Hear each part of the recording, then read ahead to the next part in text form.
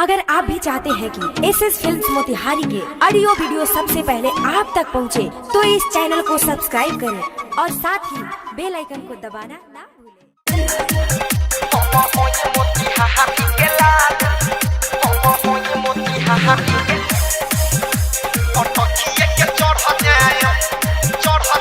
Music by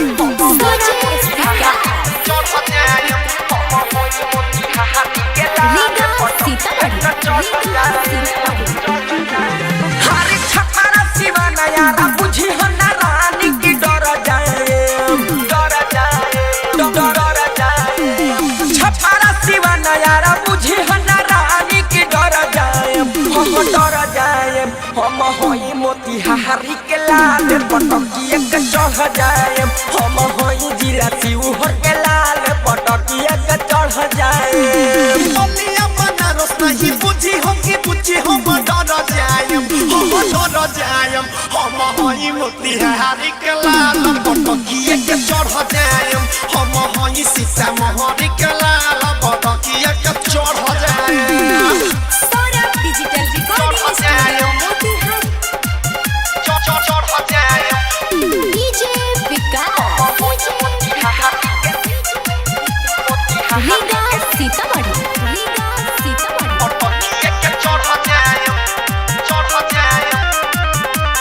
सुनाए बाजी ऐसे नाही हमारा के घूरा हो, चोली में तहरा गुरुदी नमरी ट्रोली पर से निहुरा हो।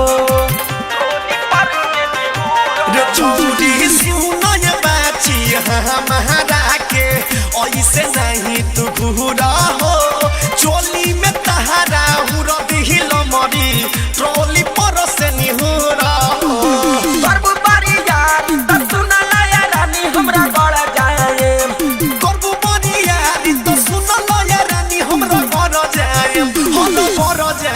हम होई मोतिहारी के लाल पटकिया के चढ़ जाए, हम होई जिला बेतिया के लाल पटकिया के चढ़ जाए। पटकिया के चढ़ जाए, हम होई मोतिहारी के पटकिया के चढ़ जाए। डीजे विकास हम होई मोतिहारी के लाल सीतामढ़ी। धीरा डाली बहना सुनो कहले हो ध्यान से, आज तू ना बचके जइबे बउआ के कढ़ानी से, बउआ के कढ़ानी से। सवरा भय सवरे सुनले कहले हो ध्यान से, आज तू ना बचके जइबे गहुआ के काढ़ान से। टाइगर सुजीत संत सवाले के नहर जाए, रतन रतने सुबीरा वाले के नहर जाए, नहर जाए। हम होई मोतिहारी के लाल पटकिया के चढ़ जाए, तब मुजफ्फरपुर के होई हम लाल पटकिया के चढ़ जाए। छपरा शिवा नयारा बुझी हम रानी की डर जाए, डर जाए, डर जाए।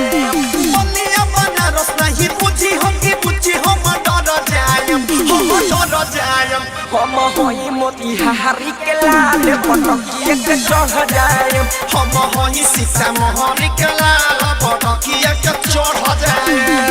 Saurabh digital recording studio Delhi.